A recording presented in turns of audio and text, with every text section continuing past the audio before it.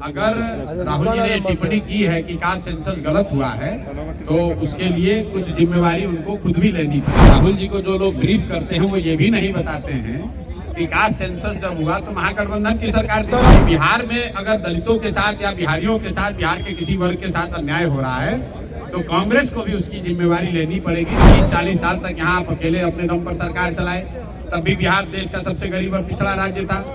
मेरे भाई, खाली बिहारी को, बिहार के लोगों को बिहारी कहना, अपमानित करना, बिहार पिछड़ा गरीब है ये कहने से नहीं होगा। बिहार के लिए आपको कुछ करना भी होगा। बिहार वो दुधारू गाय बन गई है पॉलिटिशियंस के लिए, जो सोचता है कि बिहार से 25-30 को एमपी जीत कर आए, दिल्ली में हमारी सरकार बनी रहे और बिहारी जैसे रह रहा है वैसे ही रहे। ये कितने शर्म की बात है कि अपने राज्य का मुख्यमंत्री ये कह रहा है कि बिहार का लोग कपड़ा नहीं पहनता है। बिहार में राहुल गांधी की 1 दिवसीय यात्रा के बाद सियासत उफान पर है। नमस्कार, मेरा नाम अनूप नारायण सिंह है और आप सच टॉक्स को देखना शुरू कर चुके हैं।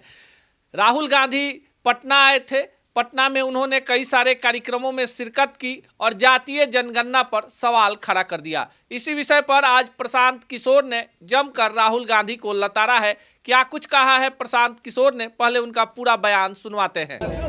भाई, राहुल जी ने जो कहा, तो जब यहाँ कास्ट सेंसस हुआ तो राहुल जी की ही तो सरकार थी। उस समय तो महागठबंधन की सरकार थी।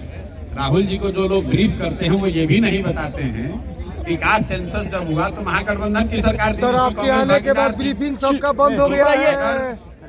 अगर राहुल जी ने टिप्पणी की है कि कास्ट सेंसस गलत हुआ है तो उसके लिए कुछ जिम्मेवारी उनको खुद भी लेनी पड़ेगी। मैंने कल इसको लार्जर पर्सपेक्टिव में भी कहा कि बिहार में अगर दलितों के साथ या बिहारियों के साथ, बिहार के किसी वर्ग के साथ अन्याय हो रहा है तो कांग्रेस को भी उसकी जिम्मेवारी लेनी पड़ेगी। 30-40 साल तक यहाँ आप अकेले अपने दम पर सरकार चलाए, तब भी बिहार देश का सबसे गरीब और पिछड़ा राज्य था।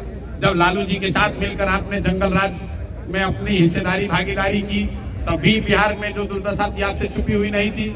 जब यूपीए की 10 साल सरकार रही तब भी आपने बिहार के लिए कुछ नहीं किया। तो मेरे भाई, खाली बिहारी को, बिहार के लोगों को बिहारी कहना, अपमानित करना, बिहार पिछड़ा गरीब है ये कहने से नहीं होगा।